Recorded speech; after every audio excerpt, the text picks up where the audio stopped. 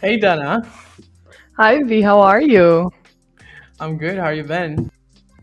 I've been doing good. I've been doing good. Oh, awesome. Well, I guess if someone is currently watching us right now, you guys will notice that we're making small improvements to improve your experience listening to our podcast. We're really happy to actually be here today. We're super happy, guys. As you see, we have a few new gadgets that we'll be incorporating. Apart from the microphones, we'll get a cool camera. So, a cool camera. We're gonna get a cool way of showing you guys a podcast with cameras and all. So it's gonna be super fun. Yeah, people will probably get to see like our actual full bodies in the future. I mean, not that I want people to see me, but that would be cool because it would be different angles, and now we're getting even more official. But with no further ado, you can get started, Donna. Love that. Thank you, V. So, as always, hello everybody. Welcome to Approaching Your Future with your hosts, Dana and Victor, where we take steps towards your goals. And today we'll be discussing how to use LinkedIn. The reason why we chose this topic, guys, is because, we personally think as marketing professionals that LinkedIn and knowing how to use LinkedIn to your benefit is probably one of the most important tasks that you need to know as someone that is a professional and going into the professional world or looking to create some form of internships or connections. So that's what we're going to be talking about today. Yeah, and guys, keep in mind that we're we were international students. I mean, like we'll forever be international students. So although a lot of people might think, well, I know how to use LinkedIn, but here's the thing, you might not actually know. And the reason is that like there are a lot of things that involves LinkedIn that are crucial for you to have the right exposure, to have the right presentation, and even more if you're an international student. So those are things that we're actually going to be covering too, and we hope you guys can enjoy a bit of our expertise, because I think if there's something that I can say is that when I was graduating for college, I felt like I was graduating from LinkedIn actually, because I was there all the time. So hopefully I can provide my 204 cents here. Definitely, definitely. So let's get started, guys. I'm gonna first and foremost show you guys our LinkedIn. Actually, my LinkedIn and then Victor's profile as well. And we're gonna examine it together. We're gonna go over, we're gonna talk about good practices, bad practices that we need to change. And then if anyone is watching this live stream and you'd like some personal help, please comment in the live stream and we'll be happy to take a look at your personal profile and help you out with that. So we're always here to help with that. So let's get started. I'm gonna share with you guys this. Yes, 1 second. Nice. It's one more of those episodes that you definitely enjoy more if you're watching. So just a heads up. Definitely. But let me help you guys in really quickly. Oof, it's not letting me share for some reason anymore. My screen. Let me see if you guys can see this now. Hold up. I might be able to. But I think I might be able to share as well. Can you guys see? Awesome. Yes? Yeah. Awesome, awesome. All right, guys. So as you guys see, this is my LinkedIn profile. I also have access to Approach's LinkedIn profile, so that's good to know as well. Um, do you have anything you would like to add? No, just keep on going. I think By the way, I think your LinkedIn looks really cool from here because I really like the dark mode and how that contrasts with your picture. But that's just a personal opinion. So when V's talking about dark mode, there's different functions in LinkedIn. You can actually choose to have your LinkedIn have dark mode, which is all black like this, or you can have it be normal mode, which is like I think it's a white background. So that is a personal preference, of course. People cannot necessarily see the color that you chose, but it's good to know when you're in LinkedIn and learning how to use it. So let's go a bit over the profiles. And actually, what I'm going to do is I'm going to go over the profile and I'm going to let V tell me what he sees and doesn't see as good practices, because we both learn a lot of this tasks together. But I think that it'd be super interesting if we kind of cross check each other and cross analyze. Yep, So you're down? I'm all in for it. Awesome. So let's go over. I guess let's start here, V. What are your thoughts? What are the first things that cross your mind? Let me know. Okay, I think the first thing I noticed is that you don't have a bio. Do you? I think I do. It's just a bit further down. You can go down a little Um, bit. maybe I can see it as a. mm, let me see. Well, I think like when I first look at someone's LinkedIn, I I personally don't have a bio. Like I never really established a bio for myself because I was graduating from college and don't really follow my advice on this. I honestly regret of never really adding a bio as I was graduating because I missed a chance to really capture a bit of the essence of what I was feeling when I was just becoming a professional. So one of the things that I wanted to say is that it's always very, very important to add your bio to your LinkedIn because it will give people a nice summary of what you do, what you like, and trust me, when you're writing your bio, you also want to give a face to it, right? And I'm not really saying that you're gonna draw a face with letters, but make sure to show your personality. Give yourself a tone, right? Like give some color to your bio, and that's definitely one of the first things that calls my attention, Donna, when I'm like looking at your LinkedIn or when I'm looking at anyone's LinkedIn. To be quite honest with you, but I agree, V. Let me just open the but yeah, I think microphone. you're still looking for your bio, right? Yes, I was still looking for my bio because I remember doing it, and it's like stressing me out that I can't find it here. I'm just wondering if like there's a way for me to view my profile as a I, as I a think you are viewing your profile as like because when I click on my profile, usually I can see my bio. So it might be that like it you added, but it really didn't go through. But let's just say that like if you don't have a bio, let's say like it's always good to build something, right? always. So it's a pretty valid point, I think.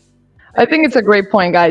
As you see, I'm being called out. Definitely should add a bio. I'm not super sure if I have one or not right now, so that's definitely something that I will be adding. And so, one of the as saying it's very important to have a bio. It's good to keep it short, and it's good to always include adjectives that describe you. Just there's a couple of parts that create a bio and make it succinct, which means that it makes it small, shortened, and simple, but it makes it better for employees or employers to look for you. So, for example, choose a couple of adjectives that you are going to describe yourself with constantly. Okay. Grab the main points about yourself that you think are highlights, that you think put you in a point of difference with other people in your field. And lastly, list a couple of skills and experiences, whether it is language skills, whether it is your professional experiences. List a couple of experiences in that small bio, but make sure that that bio is small. I think LinkedIn actually gives you a bio count, like a word count, but I think it must be around 100 to 150 words maximum. Yes, I totally agree. And also, Dana, like now that now that I called you out, I can give you some good feedback, I guess, because I really like the picture you have on your LinkedIn. I think that information that you have there is really nicely divided. And knowing you, I do see much of your personality into this, you know?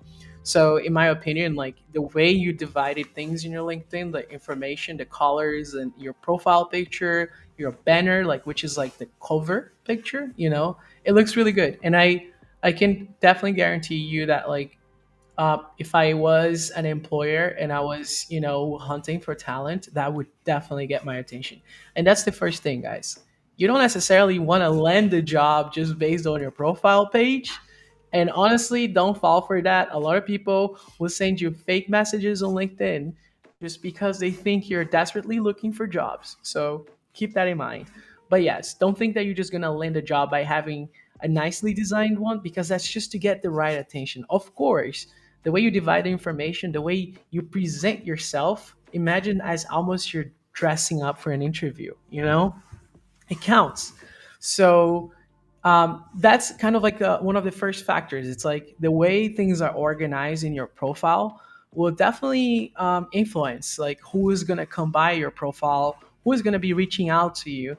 There are a lot of fake messages, yes, of people pretending that they're hiring, but there are actually a lot of real messages. So you might be lucky, you know, but like Donna said, it's important to have a bio. So whenever you get their attention, you give them something else. You give them an introduction, right? So I do think that's a really good thing about your page, Donna. It looks really nice. Thank you, V. I appreciate that. If you guys don't know, Victor did make my cover. Of course, he did. And I think that honestly, like as Victor was saying, and he is the art designer here, but he as he was saying, like it's the way you present yourself, both words and visuals.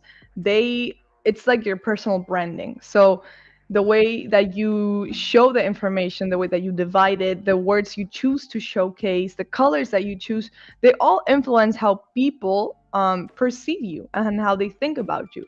And although it isn't everything, as Victor said, we can't just rely on our on LinkedIn profiles to get jobs. It is a first impression that is essential for employers. You know, so I think that that's a great point that V was making. Um, so if we go down and we start seeing experience, for example, what are things V in your point of view that you think you need to have when you're writing about your experiences?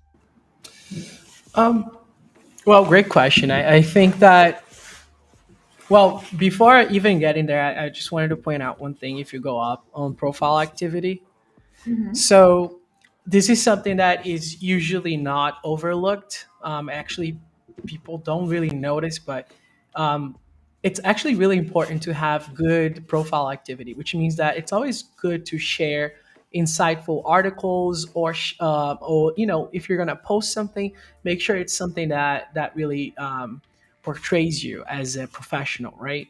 So that was something that I saw on the way done it because I called my attention, and I am sure that like we usually bounce content for each other, and I know that all your stuff is great, you know. But let's go to the experience section. When we see the experience, one of the first things I notice is like your creative director and copy position at Infra Boston and your WCB Emerson College broadcasting experience. It's very well detailed, and also I love the fact that you add images to it. And why is it so important? Because look, I it's not because I'm a designer, and it's not because I designed a few of those. It's I swear it's because it nowadays people communicate a lot visually, right? And when you have the description of your work, it's good, but when you have a visual description in addition to the real description of your work, it's even better because you're actually showing a bit more of your ideas of what you've done. And it's always good to give space for people to really see it or even imagine sometimes. I mean, like, I'm not saying to fake it until you make it, but I am saying that make sure to make things look pretty, you know? And your experience is very well detailed.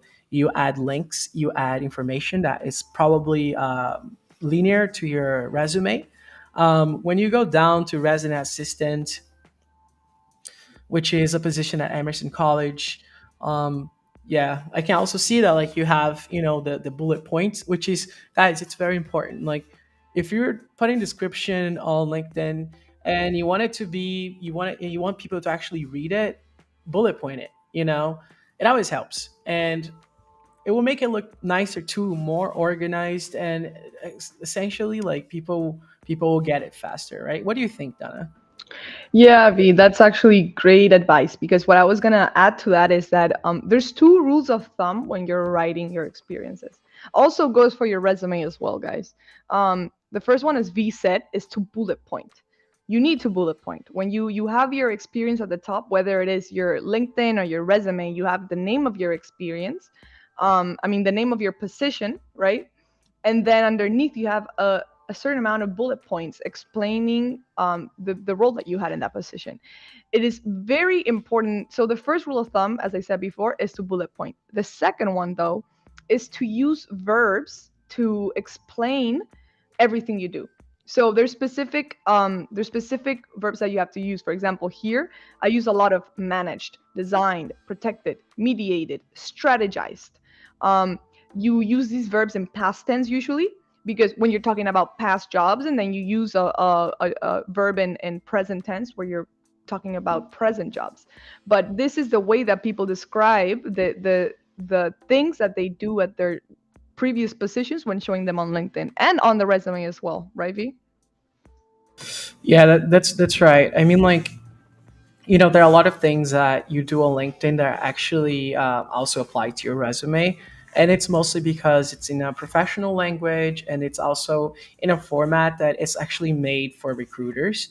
So most of the information that is there is to be understood for you as a potential hiree. So it is very important for you to use those verbs as well that Donna mentioned. Like there's a lot of, I usually use a lot of like created this to, or implemented something. I mean, as much you just have to add as much as you can, but also make sure that each bullet point actually has a meaningful definition of what you did. You don't need to necessarily be broad. And Donna, there is something that I also remembered right now as I was talking about the descriptions is that a lot of people they choose the SMART goals strategy to define their bullet points. Even more people in the area that we are, which is marketing, because a lot of times marketing, communications, advertising, a lot of these things are based on results. And when you use SMART goals, you're not only defining the key aspects of your goal, like of your bullet point, let's say, but you're also telling people the results you had. So by adopting this SMART goal approach to putting the details, the description of your experience, that could help you a long way, not only on your LinkedIn, but also on your resume. I actually learned that from Emerson College, which helped me a lot through my job hunt. Yeah, it's super interesting, V, and that's a great point, honestly. And I think that also it's important, for example, like it's important, and I think that V would actually take this to heart. It's important to keep consistency. So, for example, you see here, I already start off without the bullet points, and so when it's closed, you can only see the beginning of the explanation of my experience, and it looks weird because the other ones start straight off with bullet points. So it would be ideal for me to either change this part into bullet points or provide this explanation in some form of shorter format so that people could actually notice that I created bullet points. The other thing that I notice here at the top of my mind is that um, my bullet points are not in the same form my other bullet points are, which is I am starting with a verb. Here I'm just kind of explaining things. So I noticed that I probably did this entrance, this experience entrance in a rush or something along those lines, and didn't actually take the time to see how I was styling my LinkedIn before. So that is always important to keep in mind. It's important to have that consistency in how everything looks, and it's important to always keep your LinkedIn as updated as possible. Yeah. Another thing too, which is something that I've done recently, but make sure that like if you have reliable experience in companies that are known, not necessarily well known, but just make sure your company has like an image to be represented whenever you add it to the description. And if you are working on a project and there's no image whatsoever, or if that project has never been added, like that company or organization has never been added to LinkedIn, just go and add it yourself, just for the sake of making your LinkedIn look professional, because look, here's the thing. It's really important to have this type of consistency, and you're guaranteeing to have more consistency. Of course, if the project is yours, if you own this organization, if it's like a not-for-profit, however, if it's something that you can actually add to LinkedIn, make sure to do so. If it's not yours, yes, make sure to get the right recommendations and authorizations, but always make sure to have the right images in your descriptions, in your education section, even on your licenses and certifications. For example, not all of them will have, but I know that, for example, Dana, like when we got our HubSpot certificates, they all come out very nicely on LinkedIn. As you can see, Dana has inbound marketing, she has the Service Hub software. So these two certifications, they look nice on your LinkedIn, and they actually get more attention than a certification that has nothing on it, right? So food for thought. And again, Donna, like I think your LinkedIn really really looks like good, although you might think at that part of the description that you went a little too fast. I do think that's very well detailed, and that's very important, because the more information you add to it, the more people will know about you. So pretty good, pretty good. But definitely yes, and like add all the licenses and certifications you have. Like don't forget to add them because those are super important. um and apart from that, you can always add volunteering work. I always put my volunteering work as well. And skills is a great thing to use. You can take as many skill quizzes as you want and get the skills verified in your skill section of your profile. The other thing you can always do is get other friends of yours or other coworkers to verify that you do have that skill, endorse you. That's what it's called. It's called an endorsement. But for example, here I add all my different skills, and then as you see, I got it verified by two colleagues. So I think it's always important to keep them in mind, to try to add as many skills as possible. Here I have 30 here. So add as many skills as possible. I think that it's a very good capability that LinkedIn has, because you always get to learn, I guess, as you're taking the skill quiz, and then end up with a skill in your profile, right, V? Yeah, I mean, like I honestly, I feel like I could have done better on my own skill set section. I do know that I've gotten endorsed by a few colleagues from work, and a few people from like where I went to school. Um, and it's always good, guys, to, it's okay to encourage your colleagues and friends to be like, hey, you endorse me, I endorse you.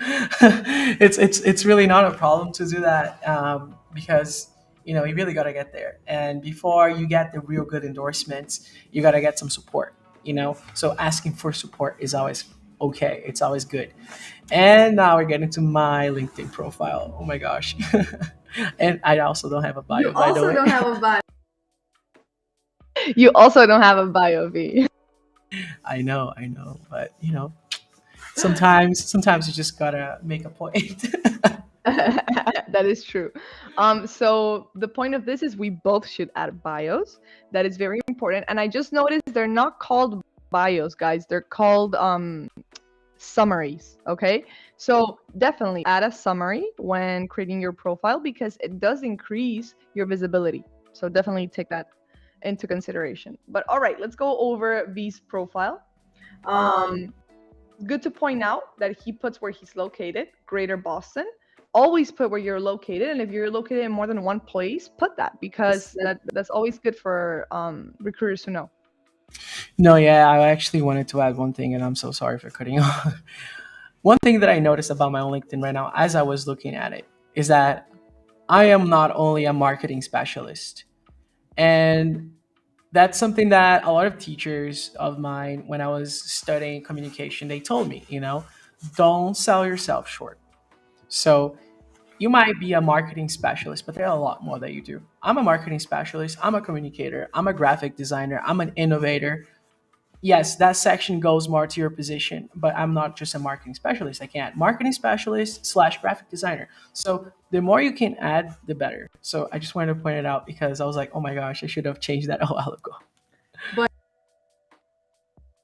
the reason why it does put that there is not, I don't think you specifically put that there, but I think that once you update your position, the current position you have, that updates in your profile. Yeah, But that's a good point, V. Like you should definitely try to amplify the type of I guess like the labels you give to yourself on LinkedIn because it does pop up to recruiters a lot.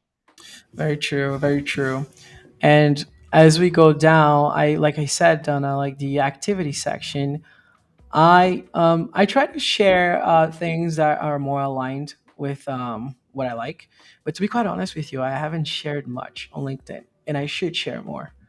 Um, and as you go down on my experience, I mean, I'll let you give the feedback, but I'm already like being tough on myself here, so I might as well just finish. Um, so you see, like my substantial section, I kind of like try to follow a similar example to what you did. I try to add as many visuals as possible and a good description. I did not bullet point it because I felt like my substantial section was more of like it had more of like a storytelling tone. But if you guys want to like really get like serious, like let's say if you had like a management position, it's always valid to really be professional about it. Like this subcentral position that I had was more of a volunteering position, which Donna and I actually, and a friend of ours, we worked for a cultural center located in Cambridge. And since it's a cultural center, the type of work is not necessarily the same as a big company like Approach, for example. So that's why I chose to do it that way. However, I might be wrong. So always go for the bullet point methodology. It's how you will actually be safe, and smart goals, right? Am I right, Dana? I think you're right, V. I think you're right. And I guess like because I wouldn't know specifically how valid it is to like maybe have different ways of writing things depending on how it relates to your positions, right, or to your like area of interest, I guess. But I think that I would just to be safe, I would always bullet point my work because think about it from the perspective of the one who's recruiting you guys. Like think about it from the other point of view. You're trying to position yourself in a way that you're making it the most accessible and the easiest way for recruiters around the world to just look, see your profile and see everything that you do at once, everything that you're capable of doing. So always try to make everything easier for the people that are going to give you the job or who are recruiting you. No, for sure, for sure. And I appreciate that, Donna. I think that my LinkedIn, to be quite honest, needs a lot of work. Starting with, for example, my position as a creative director in our in-house agency at Emerson College, or my position as an operations assistant, or even the graphic designer position that I have there for a conference that I worked for. So it's always good to add more information. Like you see a lot of people not adding information, but don't follow that. Like make sure that you're following the industry standards. And I at this point right now, I haven't like adapted my LinkedIn to my industry standards, with which is like I said, bullet points, good description, smart goals, give enough information so people really know what you've done, right? So that's I guess my 2 cents on like how I'm seeing my own LinkedIn right now. I get that, V. I mean, I don't totally agree. I think you have a great LinkedIn, to be honest. I remember that when I created my LinkedIn, and guys, never do this, but I created my LinkedIn on my senior year of college, or even afterwards when I graduated. And you shouldn't. You should create your LinkedIn the day you get into college, the day you start connecting with different people, networking. Create it that moment. You have to have a LinkedIn throughout college, throughout, even if you're just trying to make connections right now and network, have a LinkedIn. That's the only way. So you must create your LinkedIn. But I actually created my LinkedIn kind of late, and I followed Victor's LinkedIn. A lot of what Victor had written and done. I got a lot of help from V actually. So it's funny how we're both gonna be able to see this stream and then grow from it because we're both seeing things that we need to fix in our own LinkedIn's. Um, But yeah, V, I think that it'd be ideal for you to add descriptions, but I think it's a great LinkedIn and you have a lot of experience in here, and shows what you're capable of, you know.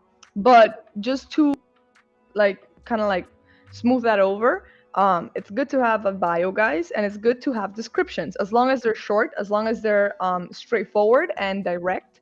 And in descriptions, if you're using verbs to describe your positions and your roles, that is ideal. yeah, I totally agree, and I appreciate that, Danita. It's I can definitely say that you're totally right on how like it's crucial to have your LinkedIn even before you get to your junior or senior year. I mean, like if you're a freshman or a sophomore, I mean, if you're a freshman, you're ahead of time. If you're a sophomore, you should have it already, right? But yes, ideally, as soon as you get to college or as soon as you start your professional life, you should create a LinkedIn account. This is the place where you're going to network with people. This is the place where you're going to learn even more about your industry. This is also the place where you're going to find innovations in your industry as well as really knowing what's going on and behind the scenes in bigger projects. So I definitely advise to spend a lot of time on your LinkedIn accounts, and don't sell yourself short. It's not because you're an international student that you cannot have a killer LinkedIn page. Like you always can. Um, I also think, Dana, that like something that is always good to bullet point in your LinkedIn is that you're all bilingual, right? The more language you speak, the better, right? Like you personally, I know you, and I know you speak really good English, Portuguese, and Spanish. Those are very important languages. Even more here in Massachusetts, where there is a huge Latino community that speaks both Spanish and Portuguese, and of course English, right? So that's also very good to point out that add as many languages as you actually know how to speak. I agree, V. And I think that's a great point because we always think as international students, like, I am not going to stand out. But actually, being an international student is what makes you stand out here. Being able to bring in different cultures to the conversation, different customs, that is what stands out. So definitely keep that in mind. And I actually wanted to say one more thing here because I was noticing it. So I'm gonna go back to sharing it, V, which was the that, for example, make sure to, when you're creating your profile, make sure to genuinely explore the different options and features that LinkedIn offers. Because, for example, I didn't know there was a project section.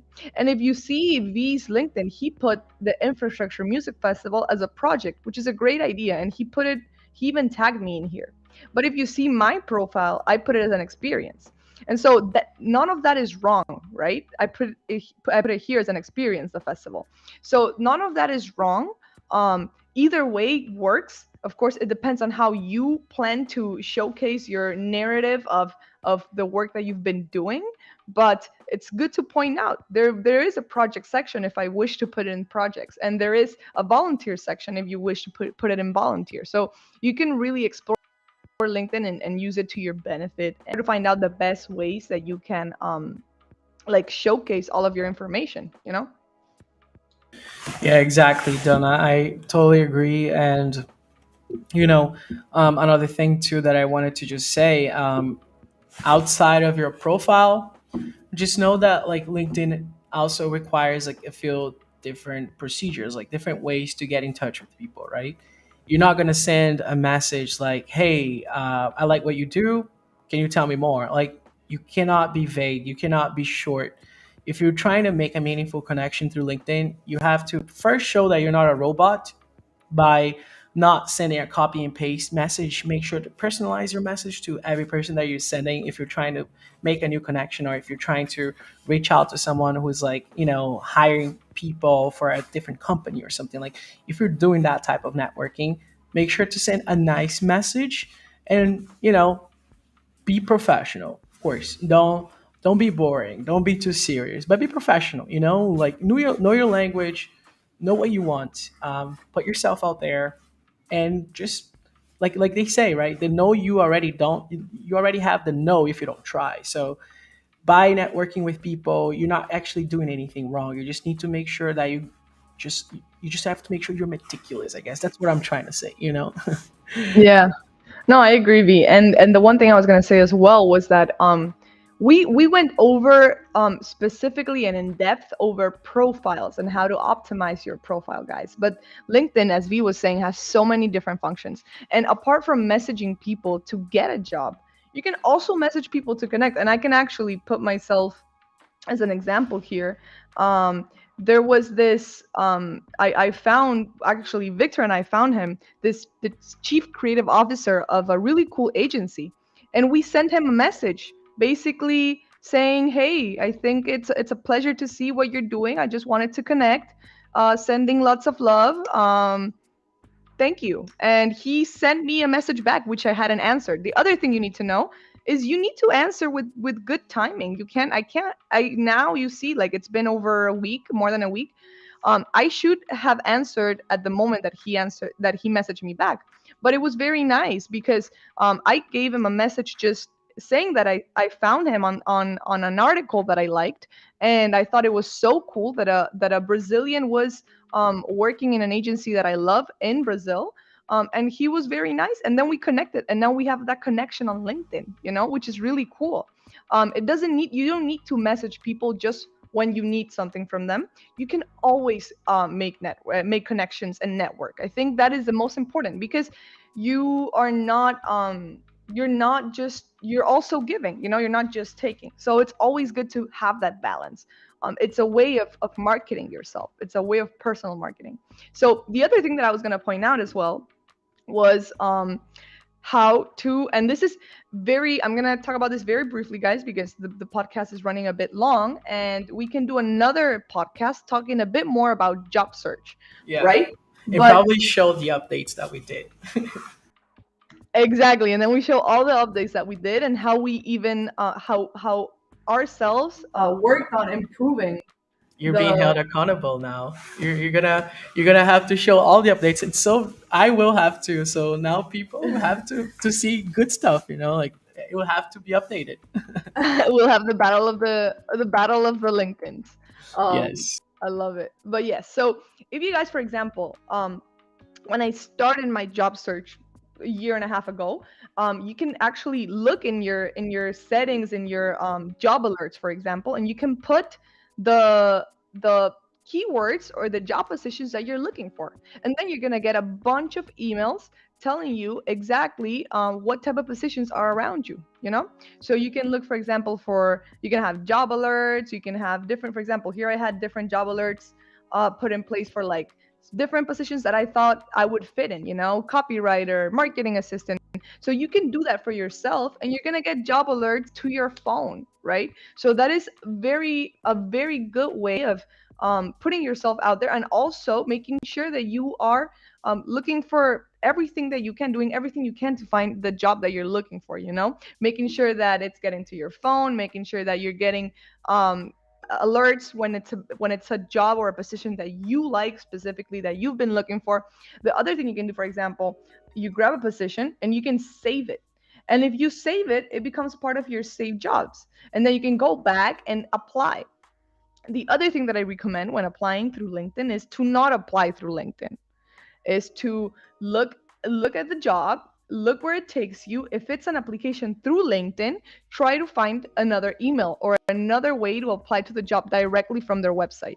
Because while it is great to apply through LinkedIn to different jobs, it is always your best bet will always be to go to their website. Okay, for example, like here, I mean, I don't want to share my profile right now, but for example, here they would take me to their website, and they would probably take me straight to an application that is connected to their website. So that's how it makes it easier for them to see and see my application, you know? Yeah, very true. That's actually a really, really good recommendation, Donna. Like, it's actually better to find the jobs through LinkedIn and just go to their website and send your resume through there and follow all the instructions on the website. Because this way you might, I don't know, like, and you might find an Easter egg. You might find a special email that was not available on LinkedIn. So really do that. That's Golden. Golden, exactly, V. But yeah, guys, this is a bit of the LinkedIn tips we wanted to give you guys. We actually had so many more. I had a full document with different like tips that LinkedIn themselves gave us. So actually, I'm just gonna read them out loud. But I'll read them quickly and then we can end this podcast because clearly, guys, we've been going on for a while, but we could speak for hours about LinkedIn. I think it's a great topic, and we really would love to help. Whoever needs help with their profile, with their LinkedIn, with their job search, we are here to help you guys. Genuinely. So definitely come see us in our office at 161 Harvard Avenue or send us a DM on Instagram or whatever you wish. We are here always to help you guys out. But anyways, I'm just gonna talk a bit about I'm gonna say really quickly the pointers that LinkedIn gives us, okay, so that we continue to uplift and evolve in our profile, right? So they say, one, choose the right profile picture for LinkedIn. And Victor talked a bit about that, but remember that you need to have it's basically like a picture, like a passport picture, okay? That's how LinkedIn should be, right, V? Yes. Yes. So like, you sent a passport picture. I'm sorry, I was actually looking at my LinkedIn as you were saying that because I was like, oh, is there anything else that I want to say? But yes, like you mentioned how the picture has to be kind of like in a portrait format, right? And yes, that is very important. I've seen a lot of people putting selfies and I've seen some people putting emojis too on their LinkedIn profiles. I mean, you don't see that a lot because I feel like people nowadays they're more aware that like LinkedIn is a real serious job platform. But let me tell you, like if you have a professional picture of yourself, a portrait, it will be really good. It actually will increase your chances, and you will be well branded. So I hope I hit the right place. No, that is perfect, V. That is perfect. And that exactly as V said, So that is some great pointers. Thank you, V. And add a background photo. Okay. They also say make your headline more than just a job title, which is a very cool point, right? As Victor was saying, he doesn't just have to be the marketing specialist. He can have a headline that is more than just his job title. It can be many different things. Exactly. The other things that it talks about, it says turn your summary into your story. So when we were talking about summary, we're talking about the bio, right? The summary is the same thing as the bio. They say here that the tip is to turn it into a story to create some form of narrative, right? Um, so that is always a good tip. I think that people get invested into stories. It's how they get invested in Yeah. the information. No, yeah, yeah, yeah, and I totally agree. And actually, the story is that part that I said. It's like it gives a face to your LinkedIn that goes beyond the portrait and beyond whatever you have on your cover. So yes, add a story about yourself.